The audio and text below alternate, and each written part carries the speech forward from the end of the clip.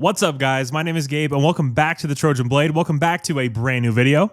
It is time to finally kick off the Fall Camp Preview series. This is year 3 of doing this series here on the channel, and of course, today we are going to start with the quarterbacks. And man, when you're talking USC, when you're talking Lincoln Riley, you just assume that the quarterback room is going to be taken care of. You don't expect there to be any questions at all. But this year, talking about USC, it's a complete role reversal. I have no questions about the defensive line, but the quarterback room is nothing but question marks.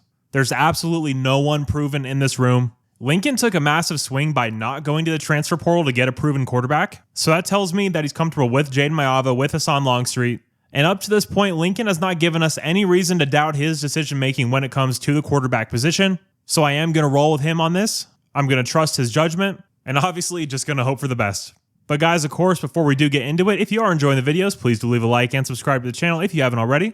Thank you guys so much for being here. Now let's get into this.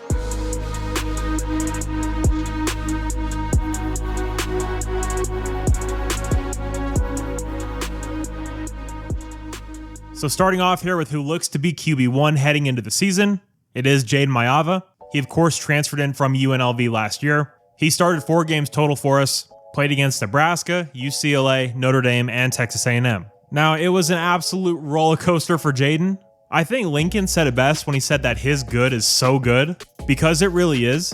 The arm strength, absolutely elite.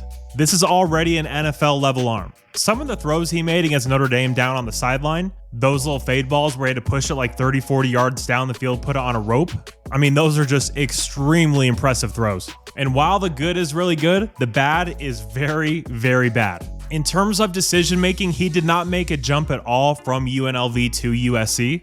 It was pretty much the same exact player in that respect. Some brutal interceptions, some really bad fumbles. And I see a lot of people on USC Twitter saying, well, if he can just get his turnovers cleaned up and fixed. Guys, Jaden Mava is a gunslinger. He's not going to get it fixed. But what he can do is tone it back dramatically. Jaden thinks he can make every throw, and that's pretty much because he can.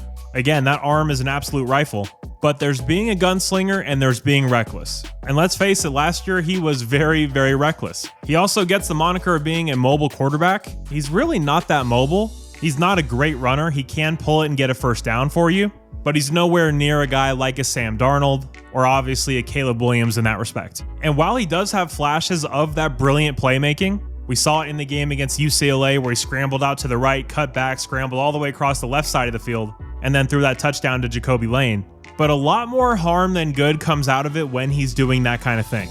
He takes massive sacks, puts the ball in harm's way or fumbles. What I think the biggest focus for Jaden should be this offseason, and I'm sure it has been, is winning from the pocket, staying tall, hanging tough, getting the footwork and fundamentals down, and using that insane NFL level arm to be able to pick apart the defense. Because I don't think he's athletic enough or reads the game well enough to be that Caleb Williams kind of quarterback where he's out scrambling and making crazy plays all the time. And if he does stay in the pocket and he can read the game a little bit better, or the offense is just a lot more simplified for him, I think that will help the completion percentage. Because last year, I think Miller Moss was around like 64%. That's around where you should be in this Lincoln Riley offense. There's a lot of easy completions. Jaden was below 60 at 59.8%. In modern college football, in this Lincoln Riley offense, that is an unacceptable number.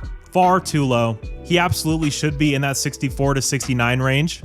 And this is something we saw Caleb Williams struggle with in that 2023 season. Man, he has those checkdowns available. They're wide open. You could easily get 6 to 7 yards. But instead, he'd force the ball downfield, and maybe you'd hit a big play, but more often than not, you wouldn't. And guys, Jaden Mava is not Caleb Williams. He just has to learn to win from within the pocket. He does that, we give him an added running game, and this offense can absolutely move the ball up and down the field. But look at that Texas A&M game, for example. I mean, he and Lincoln had how long to prepare for that defense? That was pretty much a backup unit for Texas A&M. And Jaden played 3.5 quarters of some of the worst quarterback play I've seen at USC, maybe ever. And then when we had to have it, he came through in the clutch. And go back and watch that game. When the offense started humming and moving the ball downfield, it was from within the pocket. He absolutely has the skill set to win there. Again, he has the size, he has the arm. He's never going to be that crazy playmaker kind of guy. If he can make that shift and obviously tone down the turnover-worthy plays a lot, he could be a hell of a quarterback. All the tools are there. The question's going to be, where's he at mentally? Because it was clear watching last year he did not read the game well at all. He struggled going through his progressions. He would lock onto guys for a very long time. But another year in this system, another year with the quarterback guru himself, and maybe, just maybe, that'll all get cleaned up. But now moving to the guy who is going to go into the season as the number 2 quarterback, we assume, it is true freshman Hassan Longstreet. Now, while I don't think Hassan is going to start the season as a starter, I do believe that at some point in time he's going to be inserted just like Jaden was last year. It doesn't sound like Hassan is quite ready, and that's understandable. He's a true freshman. Hassan is coming into college with an arm as strong as Jaden's already, which is insane for a true freshman and a guy that's not that big. I mean, he's only 6 foot, 200 pounds, but he has an absolute cannon for a right arm. And where maybe Jaden isn't that great of a runner, Hassan is. He has great vision when he's running the ball. He's a very secure runner as well. He really takes care of the rock when he has it. The question with Hassan is he physically strong enough to survive a Big Ten season behind what maybe won't be so great of an offensive line? And how fast can he pick up the game mentally? And those are 2 questions that I am not going to be able to sit here on June 9th and tell you, because I don't know, you don't know, and hell, maybe the coaches don't even know. But what I do know is that this kid is legit. This kid is very, very talented. And I believe wholeheartedly he will be starting games for USC at some point this year. I think he actually meshes better with what Lincoln Riley wants to do as opposed to Jaden Mava.